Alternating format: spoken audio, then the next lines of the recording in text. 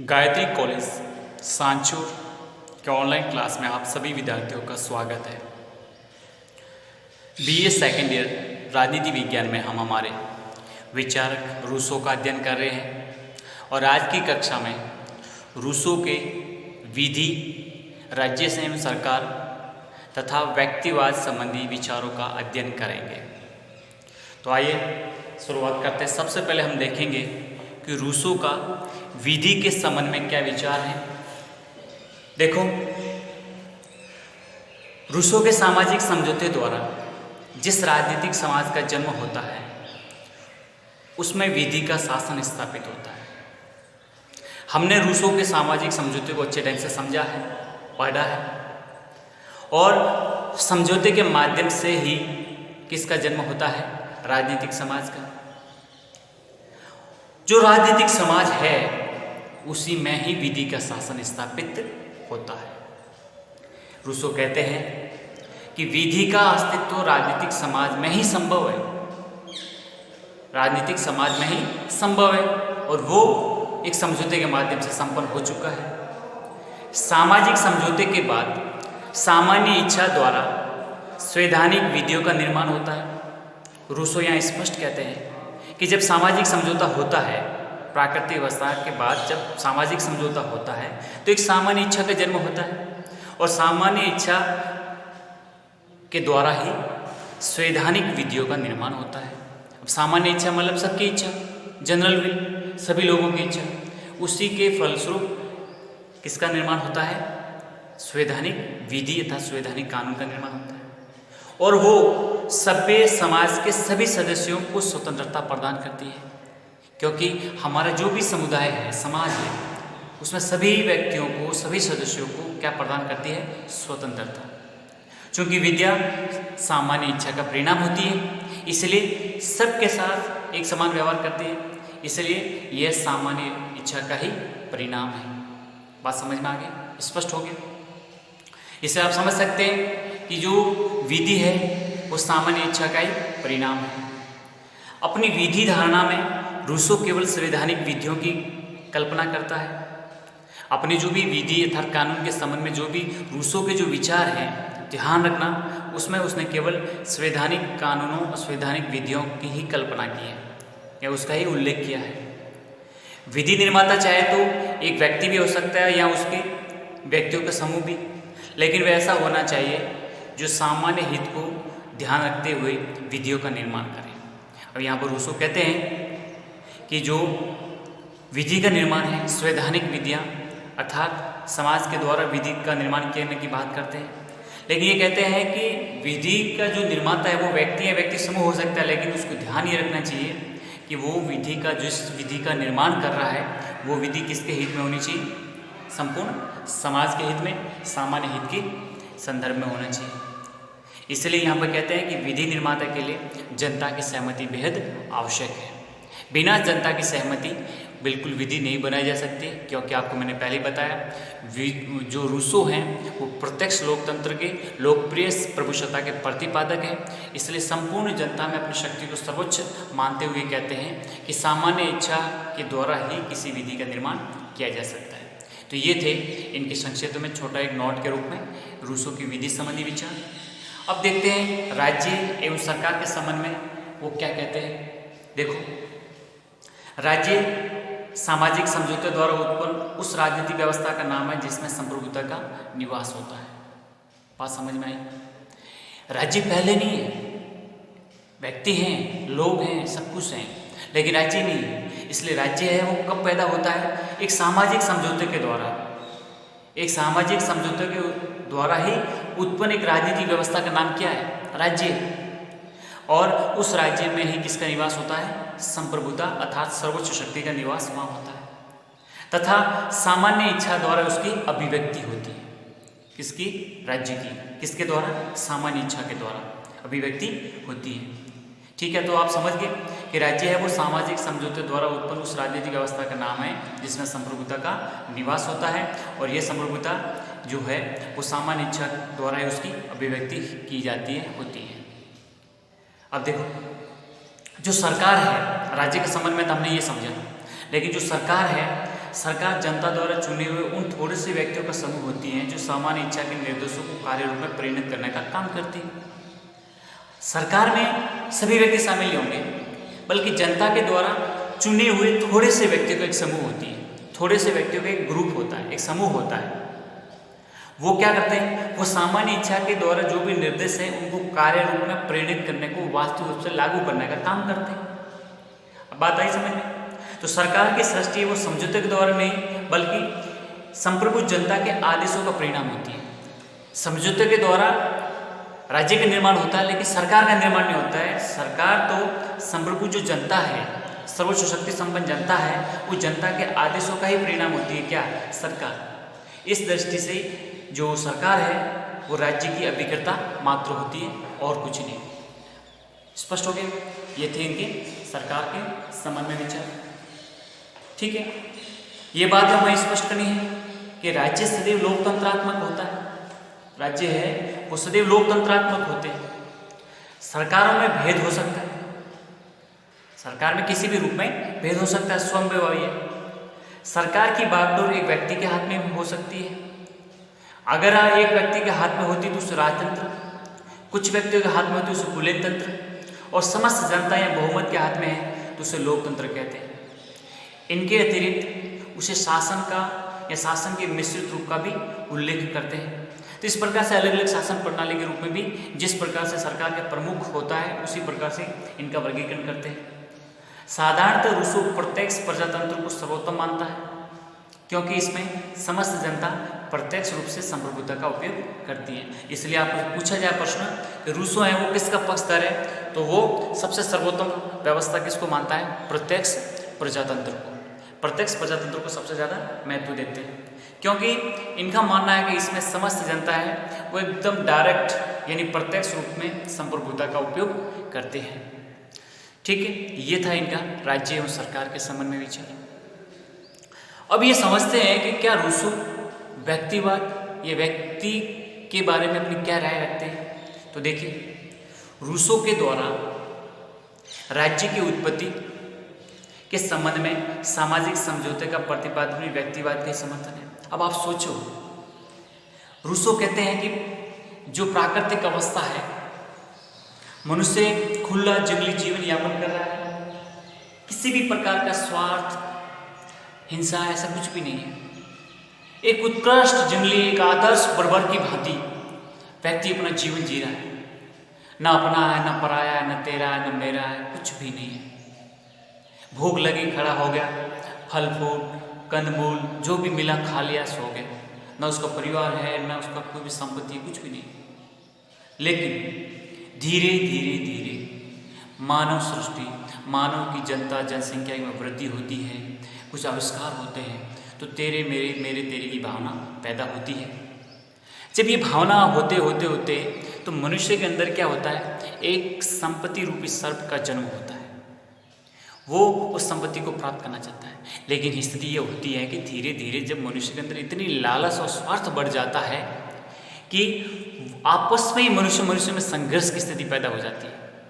अब इसमें जो शक्तिशाली थे, जो जिनके पास साधन संपन्न थे, उन लोगों ने तो बहुत कुछ संपत्ति पर अपना कब्जा कर लिया, और जो बिल्कुल कुछ भी नहीं थे वो संपत्तिहीन हो गए। तो समाज में अमीर और गरीब, स्वामी और दास जैसे दो वर्ग पैदा हुए, जिनके दोनों के हित बिल्कुल विपरीत थे। तब क्या होता है, एक सामाजिक समझौता होता है। इस स्थिति से या इस असहनीय स्थिति से बचने के लिए एक सामाजिक समझौता होता है, और सामाजिक समझौते में सभी व्यक्ति अपने सभी के कल्याण में, समाज के हित में सभी अपने अधिकारों का परित्याग करके एक राज्य और समाज का जन्म होता है। तो आप सोचो, इन बात से निष्कर्ष क्या निकलता है?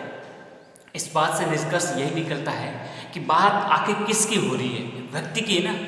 किसके सुख की, किसके विकास की, किसके कल्याण की बात हो रही है? व्यक्ति की। तो भले ही प्रत्यक्ष रूप से न हो, लेकिन अप्रत्यक्ष रूप से हमें दिखाई देता है कि सामाजिक समझौते का प्रतिपादन ही उसका, रूसो का मेन उद्देश्य क्या था? व्यक्तिवाद का समर्थन करना। आई बात समझ में? क्योंकि समझौता सिद्धांत के अनुसार राज्य एक कृत्रिम संस्था है, क्योंकि राज्य का निर्माण किसने किया है? व्यक्तियों ने किया है। व्यक्तियों ने मिलकर ही राज्य का निर्माण किया, तो राज्य तो कृत्रिम हो गया। जबकि वो जो व्यक्ति है वो राज्य के बिना भी अपना जीवन व्यतीत कर सकते थे। बिना राज्य की जीवन व्यतीत कर सकते थे? आदिम समाज में राज्य थोड़ी था, नहीं था ना, तो भी व्यक्ति तो जिंदा था।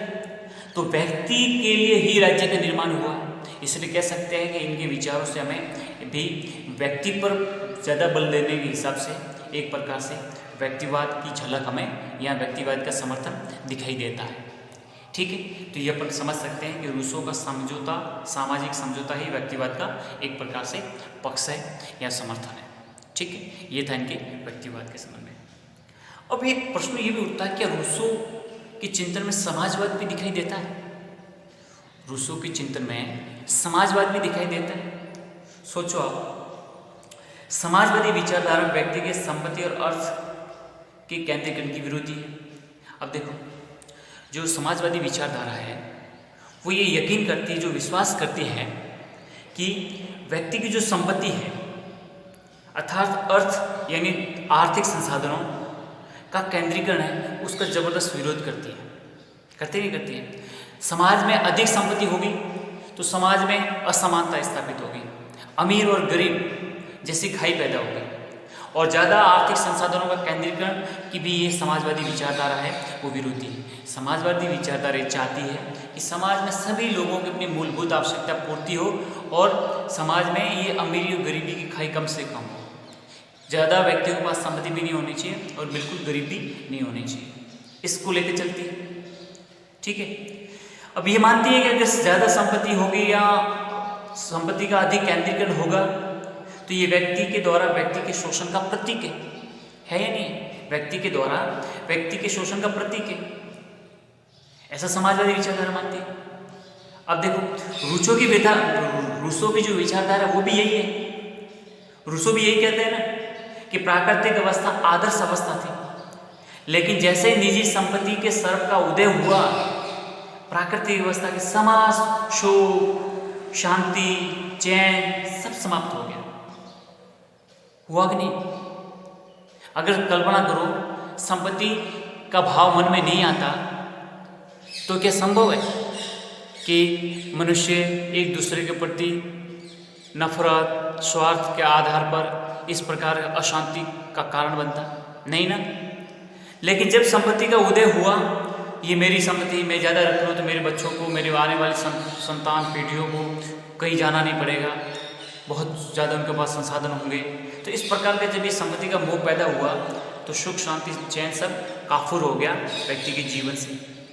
तो कह सकते हैं कि रूसो इसका भी विरोधी है, जबकि वर्तमान जो समाजवादी विचारधारा है वो भी यही चाहती है कि समाज में जिस प्रकार की कोई भी असमानता है उसका बिल्कुल तरीके से असमानता को समाप्त की जाए और सभी लोगों की अपनी मूलभूत आवश्यकताएं पूर्ति हो। रूसो राज्य का भी आलोचक है। वह कहते हैं कि नागरिक शासन का एक ऐसा पैचासिक साधन है जो व्यक्तिगत संपत्ति की कर्तव्य वैधानिकता को मान्यता देता है। रूसो संपत्ति के अधिकार के रूप में नहीं मानता, अभी तो इसका नियमन समाज के द्वारा किए जाने की बात करते हैं। ये लोग की तरह नहीं कहते हैं कि संपत्ति का अधिकार, बल्कि क्या कहते हैं कि संपत्ति का जो नियमन है वो समाज के द्वारा ही की जानी चाहिए। ठीक है, तो आप कह सकते हैं कि समाजवादी विचारधारा के समर्थक या उसके विचार भी रूसो की विचारधारा में परिलक्षित होते हैं, दिखाई देते हैं। एक छोटी सी और टिप्पणी है, निरंकुशतावाद के बीज। निरंकुशतावाद के बीज हमें कहाँ दिखाई देते हैं? देखो, डायड कहते हैं कि रूसो सामान्य इच्छा की आड़ में बहुमत की निरंकुशता, सामान्य इच्छा की आड़ में बहुमत की निरंकुशता का प्रतिपादन और समर्थन करते हैं। सामान्य इच्छा मतलब सबकी इच्छा, जनरल विल, सभी लोगों की इच्छा। इस सामान्य इच्छा की आड़ में क्या करते हैं कि सभी लोग, प्रत्यक्ष लोकतंत्र, सभी लोग, तो बहुमत हो गया, सभी लोग मतलब बहुमत की निरंकुशता का प्रतिपादन और समर्थन करते हैं। अब ये कहाँ तक सत्य है, कहाँ है, ये बात तो सोचने पर है, लेकिन डायड कहते हैं कि रूसो सामान्य इच्छा की आड़ में एक बहुमत की निरंकुशता का समर्थन और प्रतिपादन करते हैं। देखो, रूसो के सामाजिक समझौते में निरंकुशतावाद तो बिल्कुल तत्व दिखाई देता ही देता है कि समझौते में व्यक्ति अपनी समस्त शक्तियों का समर्पण कर देता है और समझौते के परिणाम स्वरूप उत्पन्न सामान्य इच्छा पूर्णतया निरंकुश है। जो भी सामान्य इच्छा है वो पूर्णतया निरंकुश है। रूसो कहते हैं कि राज्य का व्यक्तियों के पूर्ण जीवन पर पूरा अधिकार होता है और व्यक्ति का मूल कर्तव्य राज्य की आज्ञा का पालन करना ही है। जब इस प्रकार की जब बातों का उल्लेख मिलता है तो बार्कर का कथन है कि रूसो वस्तु तो सर्वाधिकारवादी व्यक्ति है, उसने संप्रभु की सर्वशक्तिमत्ता पर कोई प्रतिबंध नहीं लगाए हैं। इसलिए हमें यहाँ पर रूसो के चिंतन में निरंकुशतावाद के बीज भी दिखाई देते हैं, ये हमें स्वीकार करना चाहिए। फिर इनको लोकतंत्र के अग्रदूत के रूप में भी जाना जाता है। नेपोलियन कहते थे कि रूसो नहीं होता तो फ्रांस की क्रांति नहीं होती, इसलिए रूसो को फ्रांस की क्रांति का प्रणेता कहा जाता है। ठीक है, इसलिए ये लोकतंत्र के बहुत बड़े अग्रदूत के रूप में जाने जाते हैं। लोकतंत्र लोकप्रिय संप्रभुता की धारणा पर आधारित है और लोकप्रिय संप्रभुता का सबसे प्रमुख प्रतिपादकों में से कौन है? रूसो है। रूसो कहते हैं कि संप्रभु शक्ति जनता में निहित है और जनता में ही है उसका निवास। तो समझ सकते हैं इन विचारों से हमें लोकतंत्र के सबसे बड़े पक्षधर दिखाई देते हैं।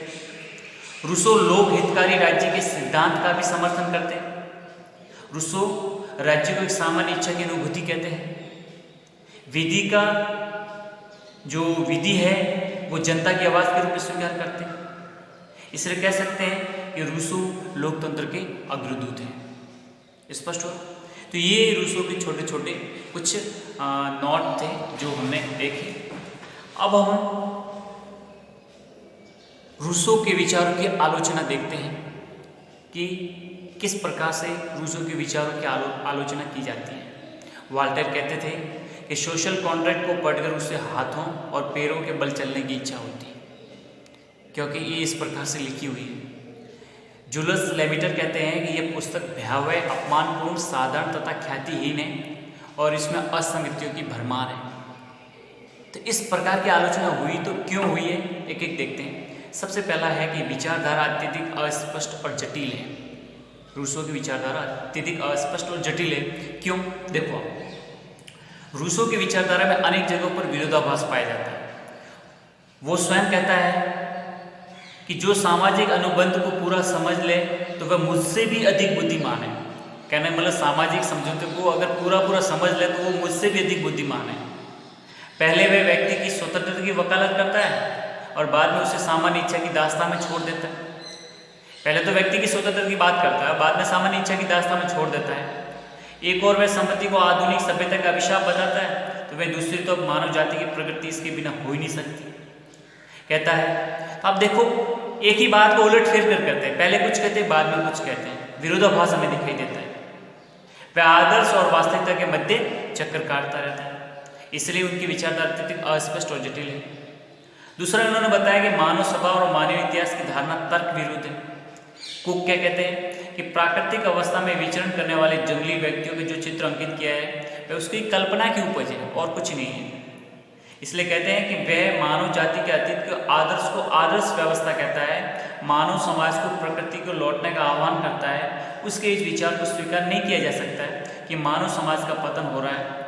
वस्तु तो मानव जाति इतिहास की प्रकृति का इतिहास है, अवनति का नहीं है। इसलिए ये मानना कि नहीं प्राचीन आदिम अवस्था अच्छी है और अभी ये पतित की है, ये तर्कसंगत नहीं है। ठीक है। दूसरा, उन्होंने बताया कि व्यक्ति की स्वतंत्रता का हनन। अब देखो, सोशल कॉन्ट्रैक्ट का प्रारंभ व्यक्तियों को पराधीनता की बेड़ियों से मुक्त करने की आशा से करता है, किंतु शीघ्र ही वह उसे सामान्य इच्छा का पूर्ण दास बनाकर छोड़ देता है। बिल्कुल प्रारंभ कुछ और अंत कुछ अलग होता है। इसलिए ये भी हम नहीं समझ सकते हैं कि व्यक्ति की स्वतंत्रता पर बलिदान कर रहा है। फिर बाद में उन्होंने बताया प्रतिनिधि शासन के संबंध में धारणा है उनकी जो रूसो की है वो त्रुटिपूर्ण है। त्रुटिपूर्ण क्यों? देखो, रूसो कहते हैं कि आदर्श सामान्य इच्छा है और वे सामान्य इच्छा को अधेय मानते हैं। इस आधार पर वे प्रतिनिधित्व शासन के विरुद्ध है, कारण कि इसमें जनमत के प्रत्यक्ष प्रभाव के साधनों, स्थानीय स्वशासन शासन, व्यक्ति के विकेंद्रीकरण, समाचार पत्र, लोक निर्णय आदि से वो अनभिज्ञ है। ऐसी बात तो बिल्कुल है ही। तो कैसे माने कि प्रतिनिधि शासन त्रुटिपूर्ण होता है? अगला उन्होंने बताया कानून के समय जो विचार है वो भी एकांगी है। क्यों? ये कहते हैं कि यदि कानून सर्वव्यापक विषयों तक सीमित रहे तो इसका अर्थ है कि बहुत से विषय जो आज कानून के द्वारा नियमित होते हैं, प्रशासनिक आदेशों द्वारा नियमित करने पड़ेंगे। इससे कानून का क्षेत्र संकुचित होकर शासन की स्वेच्छाचारिता बढ़ने की पूरी आशंका बनी रहती है। इसलिए भी एकांगी दृष्टिकोण से देखा जाता है। अगला है राज्य और समाज में भेद न करना। राज्य और समाज दोनों अलग अलग हैं, लेकिन यहाँ पर उनको भेद दिखाई नहीं देता है। उसने राज्य और समाज में कोई भेद नहीं किया। इसने सामान्य इच्छा को राज्य की इच्छा मानकर बैठा है। उसकी दृष्टि में समाज के प्रति समर्पण ही राज्य के प्रति समर्पण है, जो कि हो ही नहीं सकता। अगला बताया कि सामाजिक समझौते और सामान्य इच्छा में कुछ संगति नहीं है। समझौता सिद्धांत राज्य को एक कर्तव्य संस्था ठहराता है, ये तो हमने सभी पढ़ा। जबकि सामान्य इच्छा की धारणा के अनुसार राज्य समस्त नागरिकों के सामूहिक व्यक्तित्व का सर्वोत्तम रूप है। समझ में नहीं आता दोनों एक साथ कैसे अपनाए जा सकते हैं, दोनों बिल्कुल विपरीत प्रकृति के हैं। इसलिए समझना चाहिए कि काफ़ी कुछ उनकी विचारधारा में त्रुटिपूर्ण और असंगतता पाई जाती है। फिर भी ये सब कुछ होते हुए भी हम इनकी बिल्कुल नकार नहीं सकते, कुछ देन है। इसलिए कहते हैं प्रोफेसर पॉल कि सोशल कॉन्ट्रैक्ट राजनीतिक दर्शन पर एक महानतम ग्रंथ है और वह सत्य से भरी हुई स्थायी मूल्य की कृति है। ठीक है, तो बिल्कुल उनके योगदान को नकारा भी नहीं सकता, कुछ योगदान उनका भी है। देखो, सबसे बड़ी तो उन्होंने सामान्य इच्छा का जो संपूर्ण मानव जगत, मानव समाज की इच्छा का जो उल्लेख किया है वो बड़ी बात है। लोकप्रिय प्रभुसत्ता की धारणा का जो उल्लेख किया है ये भी अपने में बहुत महत्वपूर्ण और वर्तमान समय की जो भी प्रजातांत्रिक व्यवस्था का है उन्हें मूल आधार कहा जाता है। रूसों ने संप्रभुता को सामान्य इच्छा में निहित करके लोकप्रिय संप्रभुता का जो शिलान्यास किया है वास्तव में बहुत ही अनुप्रेरक है। जनता ही समस्त राजनीतिक स्रोत का मूल स्रोत है, तो ये बहुत ही प्रेरणादायक है। व्यक्ति और राज्य में संबंधों का जो प्रतिपादन किया है ये बेहद वर्तमान आधुनिक लोकतंत्र के बेहद नज़दीक है। राष्ट्रीयता की भावना का प्रतिपादन किया है। आधुनिक संविधानवाद के संकेत हमें दिखाई देते हैं। इसलिए रूसों के चिंतन का काफ़ी प्रभाव भी है, इसलिए उनकी देन को नकारा भी नहीं जा सकता।